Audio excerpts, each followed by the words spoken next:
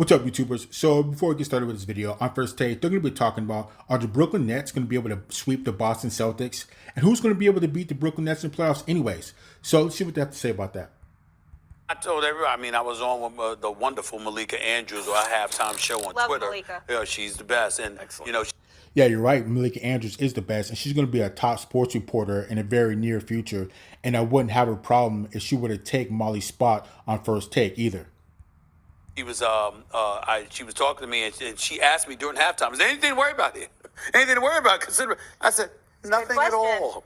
Nothing at all. I watched the Brooklyn Nets one day play against the Los Angeles Clippers and score. I went to the kitchen to grab a drink and came back, and they had erased the like 5-point deficit and was up like 13. This is who they are, okay? Yeah, so the Brooklyn Nets are that high-powered of a team that they can erase that deficit and be up and put up 13 points. So that's just, that's how high-powered they are. I wasn't worried about it at all. Boston just doesn't have enough weapons. And when you have the big three playing the way that they're capable of, it's pretty hard to imagine anybody stopping them. They came out a bit tight. They were hyped and stuff like that, a little bit tight. But in the end, here's the thing that we have to say about the Brooklyn Nets that cannot go unnoticed. The big three knows it's about them. They win, it's because of them. They lose, it's because of them. Nobody's going to bring up Mike D'Antoni. Nobody's going to bring up Steve Nash. Nobody's going to bring up Joe Harris or anybody else, okay? They're going to bring up the big three. Everybody knows that. So when we understand that, to watch them play, I'm watching their communication with one another. You understand? Their selflessness with one another. These brothers are focused. They're locked in. They ain't playing. And they coming to take people out. We knew they were going to do that anyway to the Boston Celtics, but when you watch everybody else in the playoffs go through some things, and then you look at Brooklyn, they just look at each other and they're communicating with each other, and then they just put their head, they take their chin, and they tuck it down to their chest, and they just look at each other and they're like, let's go. And that's what you saw Saturday night. I expect a sweep in this series. I don't expect the Boston Celtics to win a single game, and it is because somehow, some way, these brothers, I don't think it's going to come down to one of them saving the day each game. I think that they're so locked in together that collectively, as a dynamic trio, not to take anything away from Blake Griffin, Joe Harris, and others, but as a dynamic trio, they're so locked in such a way that annihilation is what's on their mind. I actually think game one was an aberration. I think it's going to look a lot worse in game two for ball. Yeah, so definitely, to be honest, the Brooklyn Nets are exactly where I thought they would be. Obviously, they had some problems during the regular season that they worked through, but they're exactly where I thought they'd be at the beginning of the season, especially when the big three got together.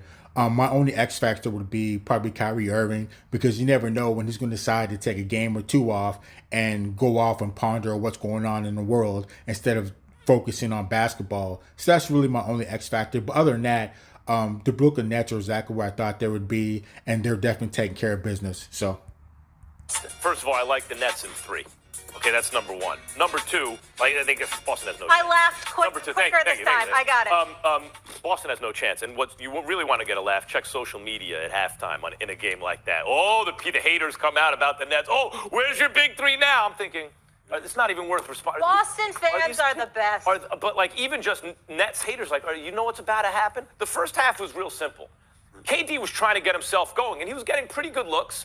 But when the basketball gods have a way of punishing teams where it's ISO, take a shot, right? And they really weren't a cohesive unit first half. It was a lot of ISO. KD would bring the ball up. Sometimes there'd be no passes. And, he's 7 feet tall. He can shoot the lights out. He'd shoot it, wouldn't go in. A lot of guys they were getting decent looks, not going in, not moving the ball. Boston was moving the ball real well and everything and hitting shots. And then everything Stephen A. said was right, especially when James Harden checked back into the game. I forgot why he was out, but he checks back in, the offense get a little more organized, and the Nets take off. Here's the scary thing, Stephen A. What was the final score? 104-93? Yeah. Not the worst Nets defense I've ever seen. right? Like, even on a day where everything's not clicking right away and they're kind of like waking up and figure, oh, yeah, we're down a few points. Okay, let's take care of this. Their defense was not so bad. And all the Nets defense has to be is not so bad. If the Nets defense is not so bad, I don't think and they're healthy, I don't think they can lose. And that's what I see. Of course, because they're so high-powered on offense that they don't really need a strong defense. An average defense will take care of business. Like I said, these guys are already at where we expect them to be at. The Boston Celtics aren't going to be too much of a challenge to them. I'm just waiting for the later rounds in the playoffs for the things to really start cooking. Man, Harden came and organized the offense. I felt bad. Like yesterday morning, I had to fly to Boston and then drive to Brockton, Massachusetts. The memorial service for Marvin Hagler took place. He would have turned 67 yesterday.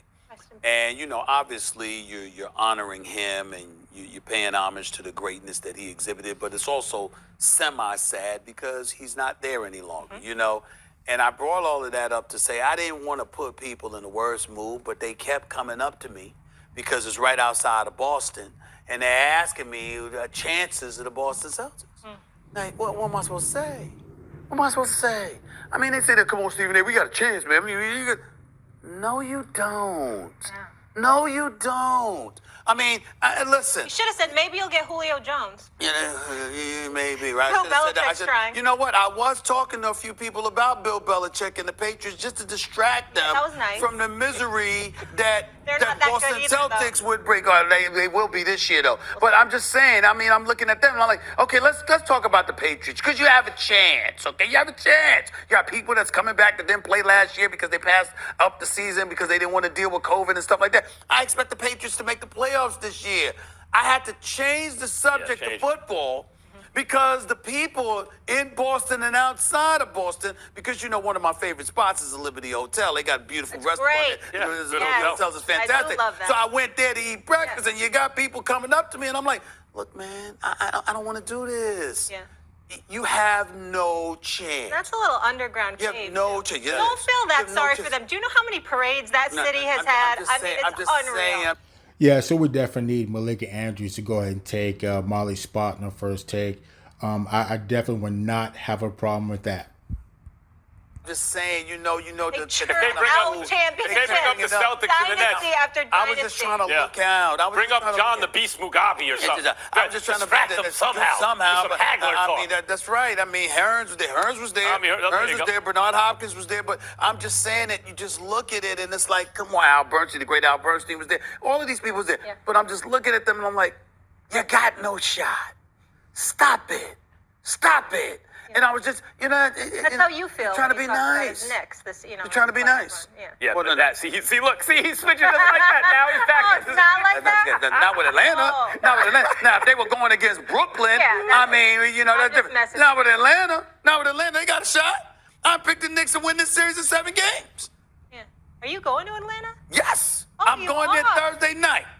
The New York's in the I don't building. know. Are you the New black York's cat in the running building. around ever New York's in since the you and I started love going to and Knicks listen. I love the ATL. Else. The ATL has been very, very, very good to me. But the point is, I'm going down there for business. Okay? That New York's in the house. We taking over Phillips Arena. Watch the Knicks fans in the Sad. New York's in the Sad. building.